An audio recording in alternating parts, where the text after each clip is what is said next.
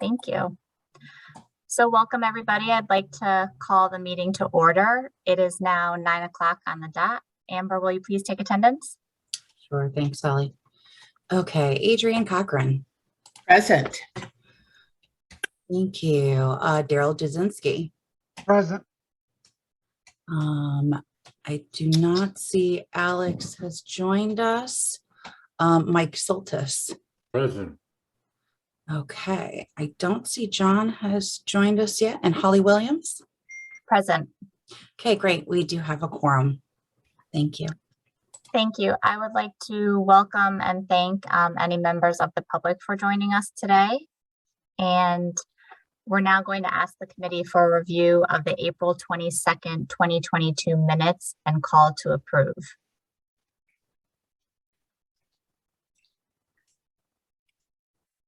Motion to approve the minutes of the April 22nd meeting. I'll second. Thank you. All in favor? Aye. Aye. Aye. Any opposed? Any abstentions? Daryl. Thank you, Daryl. Motion carries. Moving on in our agenda, we're going to have a budget review of spending to date. Dave, will you please walk us through?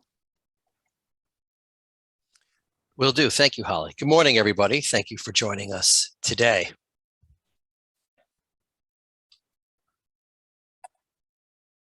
All right. Give me 1 second to share my screen, please.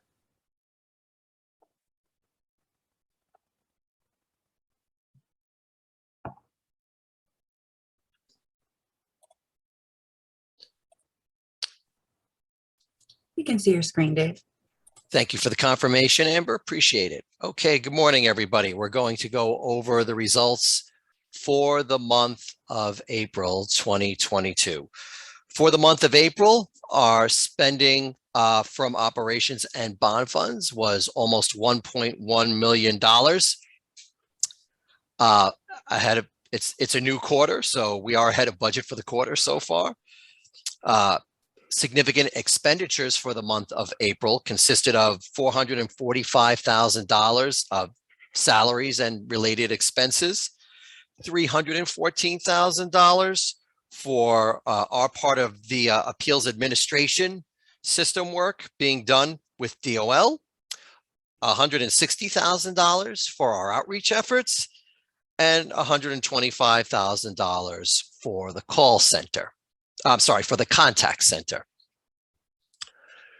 Cumulatively to date, the authority has spent $24.2 million, $11.1 million in the current fiscal year. And we are ahead of budget by $19 million for both operations and bond fund spending.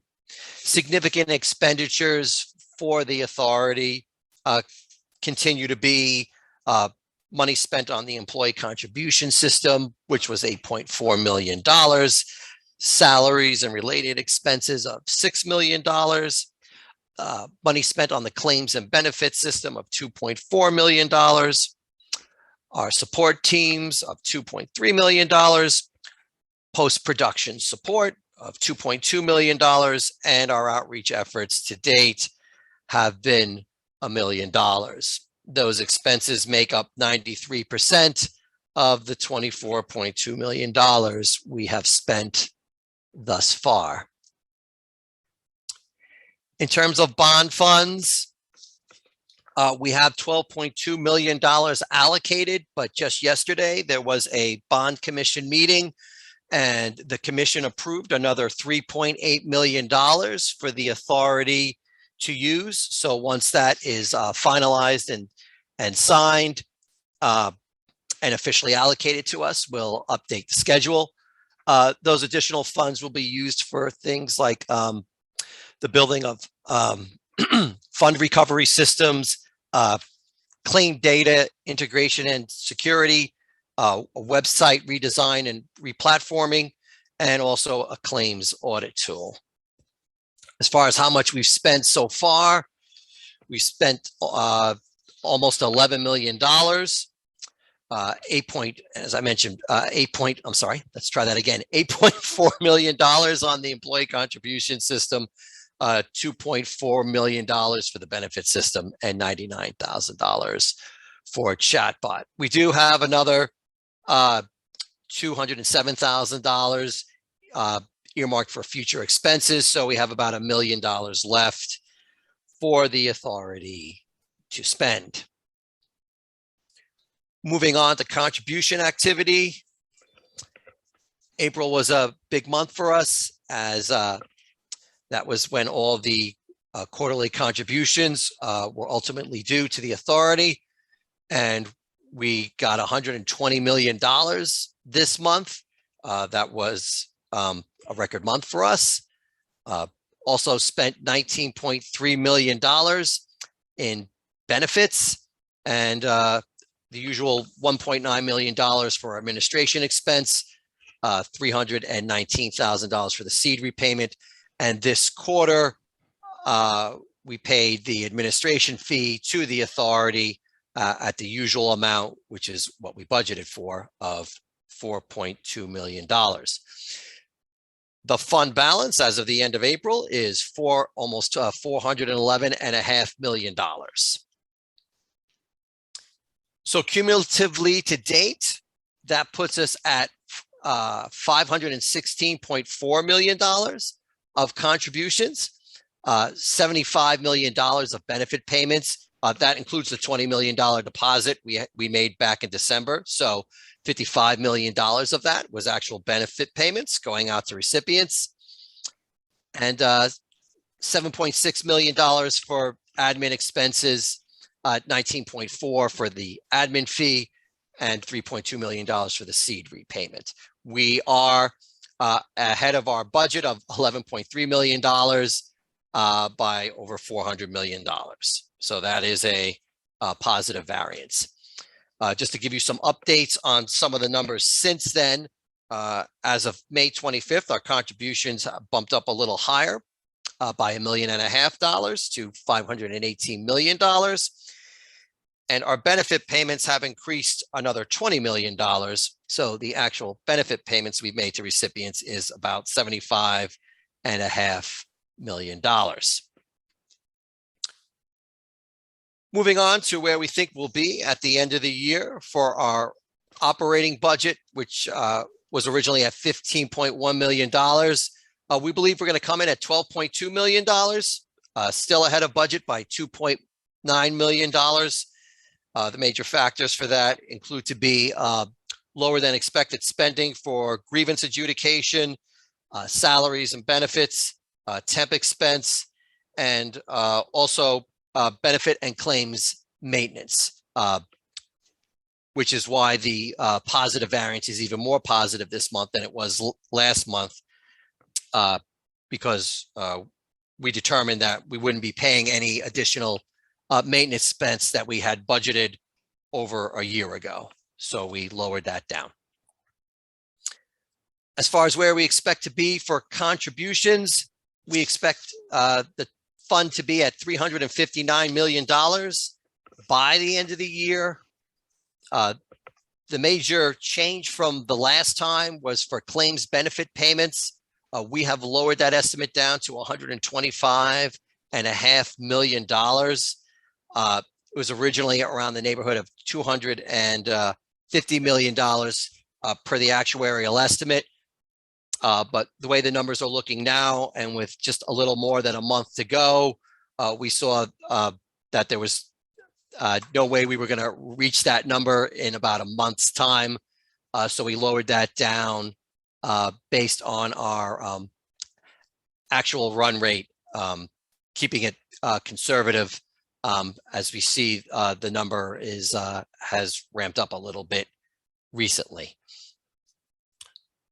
That's where we are now. Does anybody have any questions? Dave, I have a question. I'm sorry. Oh, no, you go right ahead. You go right ahead. Okay, so looking at this, as they say, from a 50,000-foot view, if we've paid out, I think about around 75 million in claims through May, through most of May. That comes, yes, correct. Yes, so that comes to about 15 million a month. right. And we're taking in through contributions about 35 million a month, 30 to 35 million a month, right? Okay.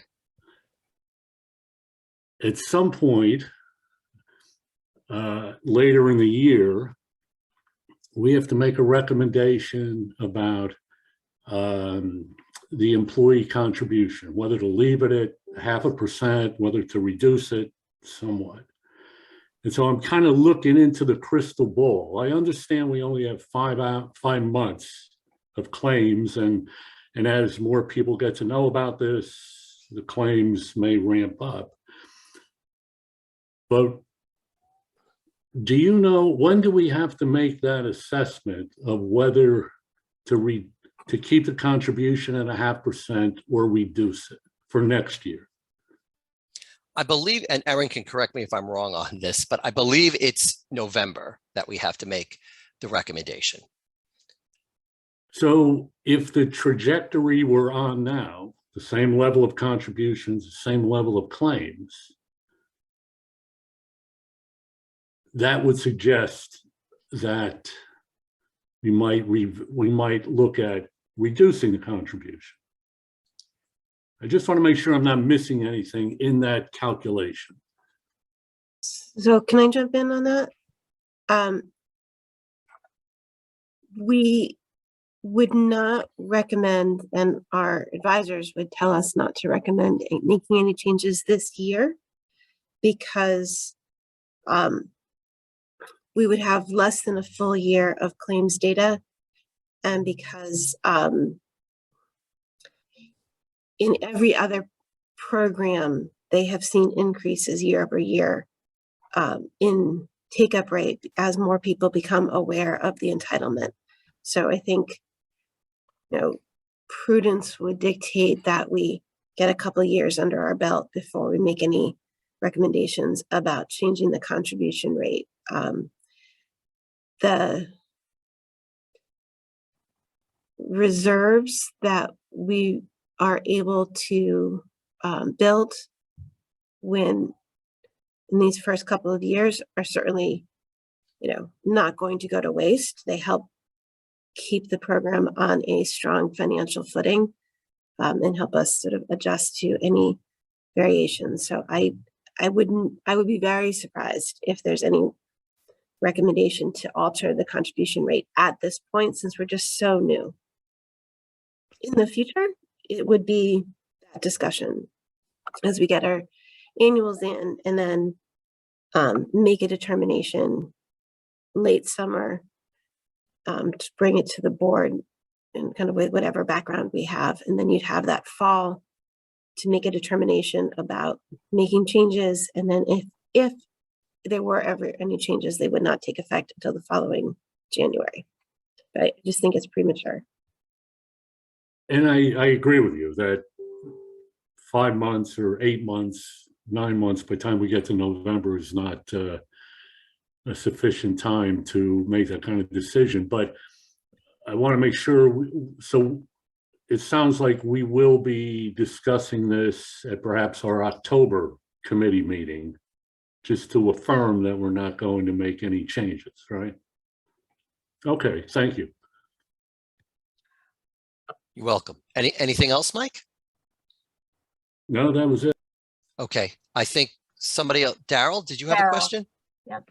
Yeah, I just, following with Mike's lead, I just want to clarify and then offer my perspective. The payment to claimants, I thought, was at 55 million. You have monies sitting there for payout. I thought the true benefit payout was 55 million. Is that correct? Not Through the month of April, yes, it was $55 million, Yeah. and we had made the $20 million deposit. deposit. And in May, there was about another $20 million. So Right. through May, it's Okay. $75 million. Sorry Thank if there was any confusion on that. No, Okay. that helps. And then as far as the assessment, once we truly understand what the fund solvency is and hopefully surpass that, you don't want to ever be in a situation where you're below solvency and trying to catch up. It's extremely challenging, and it's going to harm the program and the intent of the program. So I appreciate the fact that we're looking at it. And I think, Aaron, maybe to you, the wild card might be the minimum weekly benefit rate for Connecticut, is changing, right? So that has to be some level of an impact, both positive and negative. Positive for incoming funds, but negative for payouts. Is that correct? Absolutely. It's one of the factors that is a change that we'll just have to watch. Right. Plus, as I mentioned, just take up rates and just trying to make sure we're not premature about making changes to contributions. Because once you reduce the contribution, going back up is significantly more complicated. Right. Right. We don't want to pull that lever prematurely if it needs to be pulled at all. Exactly. But, in respect, what Michael's raising is absolutely, I think it's a valid discussion every month, just so absolutely. that we're learning and understanding. And also, we'll be better prepared for when that discussion materializes where it is going to have an impact. So thanks, Mike, for raising that. It's extremely important. Absolutely. It's a really important thing to keep an eye on, and to it's very helpful for you to know that we are also looking at this every day, all day. So I think it's something we'll just continue to watch.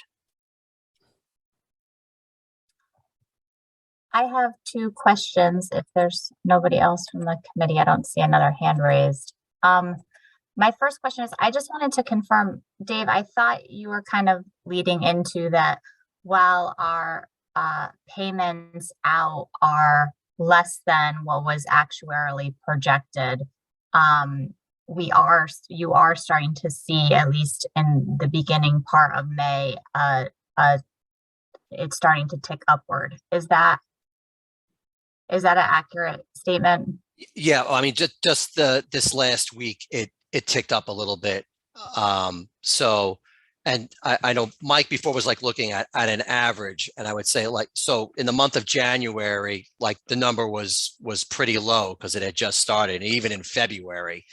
So it really hadn't kicked into a regular rate till sometime in the month of March. So,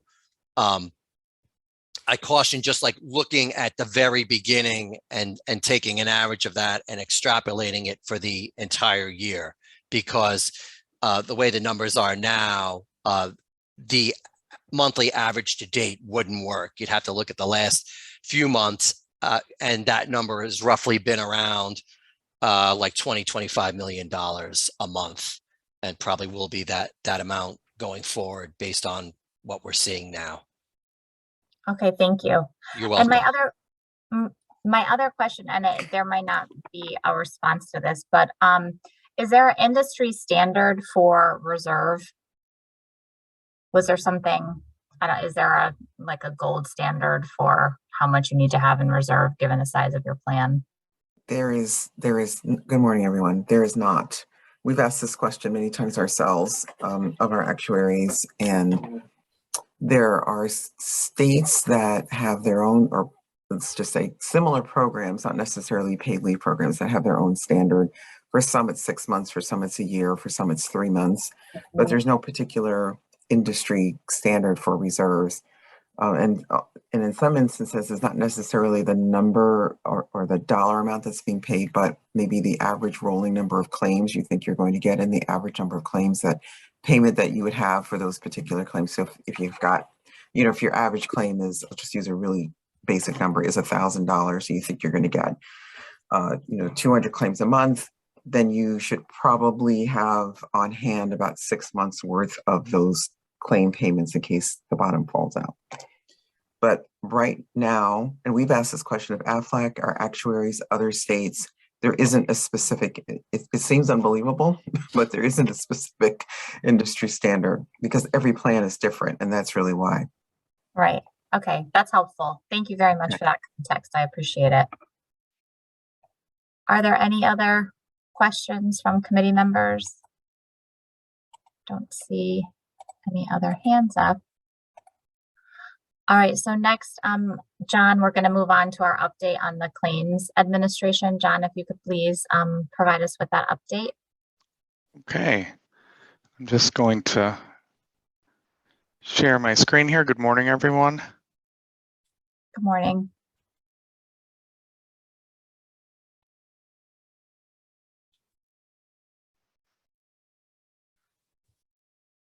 We can see your screen, John. Thank you.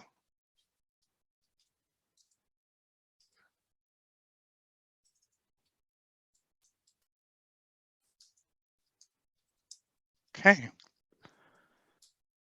So this is claims filed as of the 24th of this month, totaling 42,643.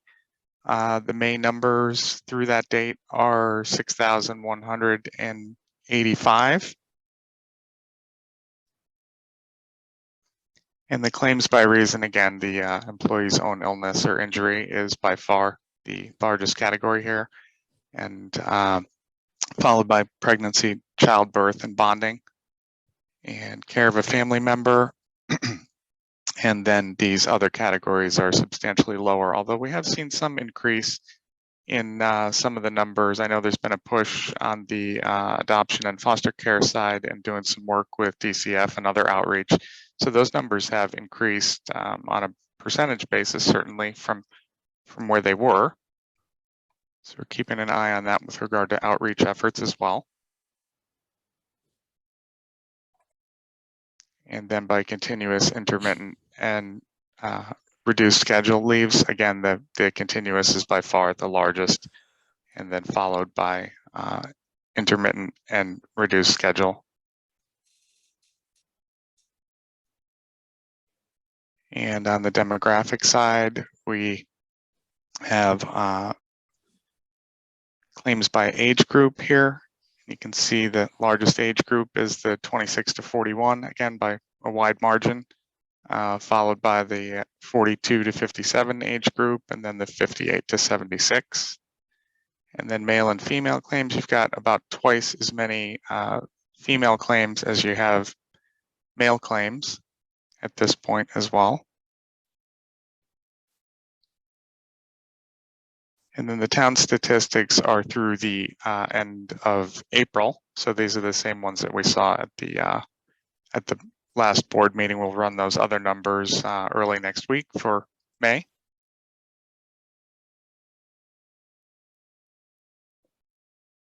And then here's the approved to date by leave reason as well in terms of percentage. And again, if you look at the employee's own illness, that's the largest category. And then the bonding and pregnancy claims, when you combine those two, that's certainly a significant percentage of claims overall.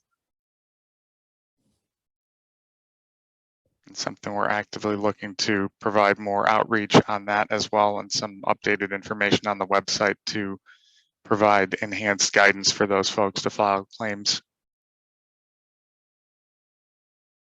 And the customer care center statistics as well.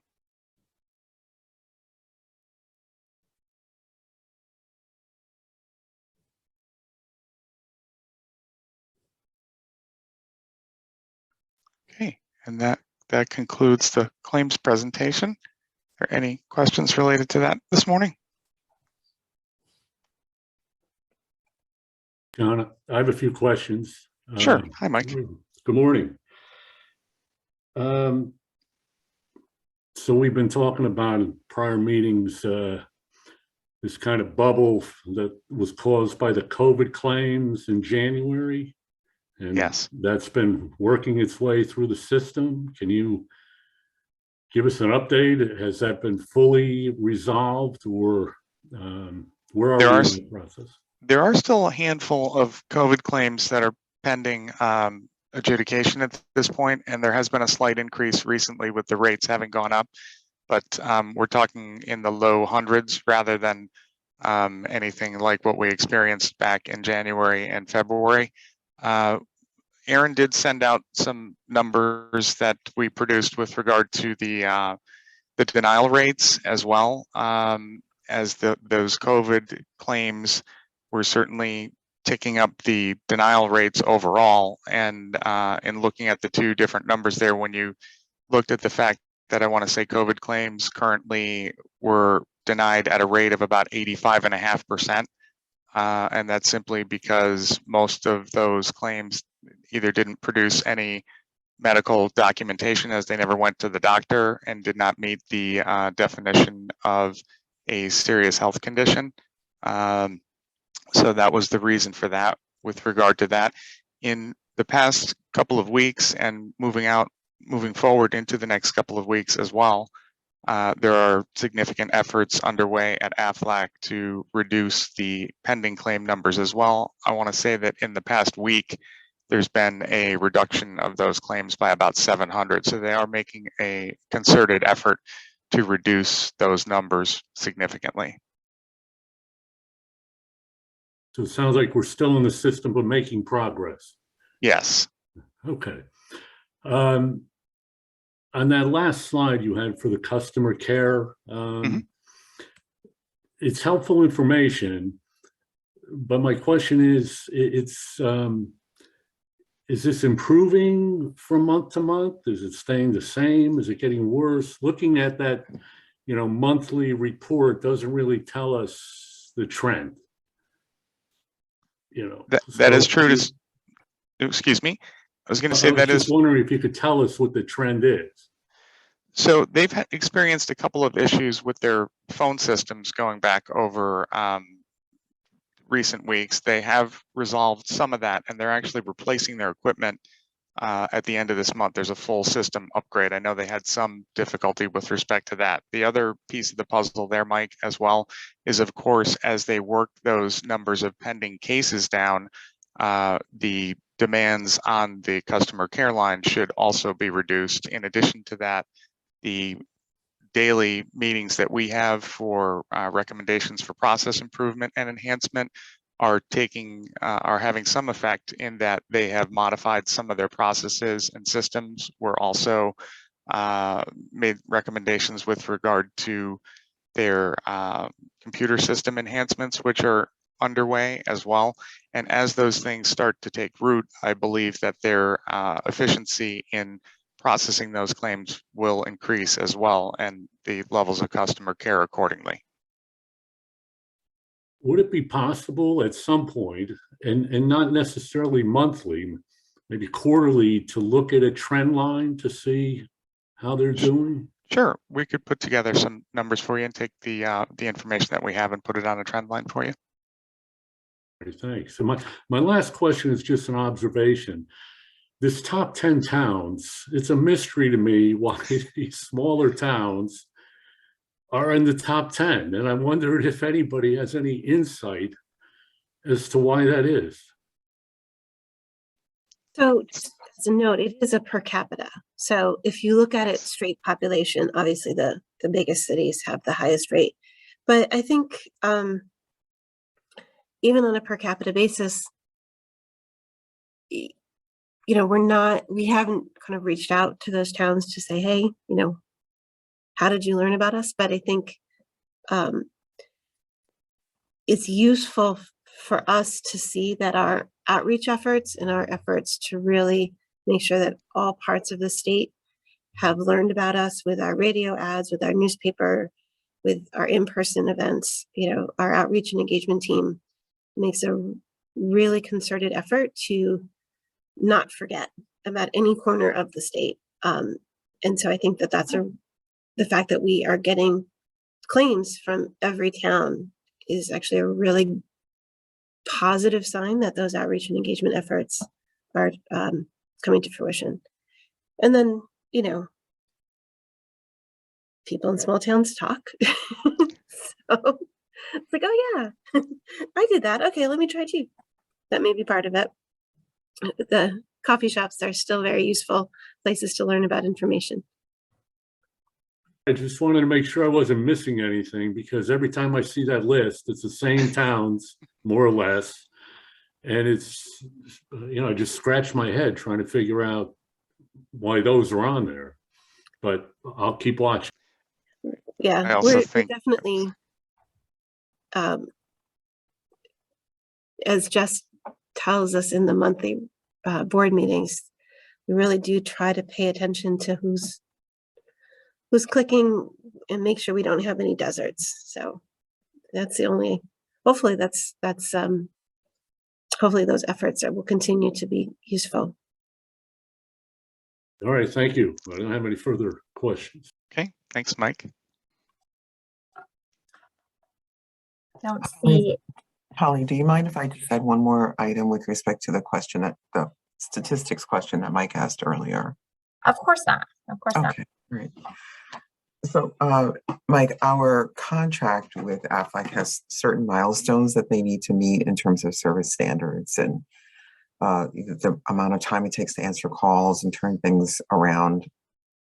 And so we look at the numbers that they give us, and it's measured over an average period of time, and all of that's contractual. And Aaron and I negotiated it with some outside counsel, and the contract is very long. So I couldn't go through every single one of those criteria today, but we measure their success against those contract measures, as well as what we think should be reasonably expected given the conditions under which they are working.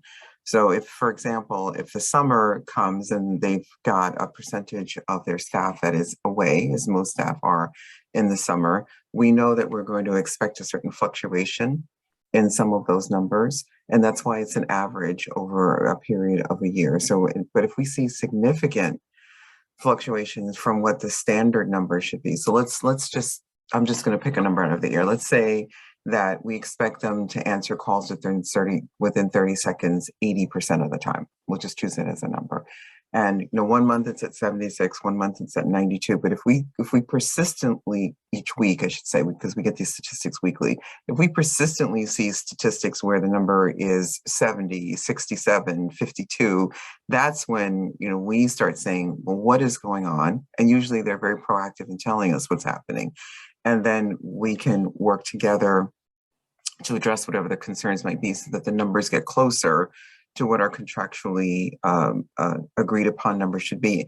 And it's not even really necessarily also driven by those contractual numbers, which are important, or otherwise we wouldn't have spent time negotiating it. But it's what we expect the customer experience to be and what the standard should be so that people aren't on the phone for a long time, as an example. So we can give you sort of what those trends look like month over month. It's only been a few months. And then over time, we can continue to let you know how they're doing. So I hope that's helpful. So my point is that the numbers are not arbitrary and we know what they should be and we hold them accountable to those. Yeah, no, I understand. And, and I'm not looking to suggest any greater micromanaging than No, you're it's fine. doing, which is fine. I'm just saying, when I look at that slide, it really doesn't tell you it anything, gives me really. some absolute information, but it really doesn't tell me much from month to month, quarter to quarter. It's not comparative. Yeah. I think we can improve on that. And thank you for that feedback. That's really, we don't notice it because we see it week to week, right? Because we're in the meetings week to week. We know, week 5 was 82% and week 7 is 79%, and we're questioning it, but you're right. When other audiences see it, it can seem very absolutist. So we can definitely do something about that. So thank you for that observation. Thank you. Thank you. Are there any other comments, questions? I don't see anybody. All right. So is there any old business that anybody would like to discuss? I don't hear any. Any new business that anyone would like to discuss? Don't see any either. All right. Well, Then may I have a motion to adjourn? Motion, Daryl? Second in Mike. Thank you. All those in favor? Aye. Aye. Any opposed? Any abstentions? The motion carries, and the meeting is adjourned at 9:35 a.m. Have a wonderful, long weekend, everybody. Great. Thank you, everyone. Everybody. Thank Thank you. You. Thank you. Stay safe. You too. Bye-bye. Yeah, Bye. thanks. Bye.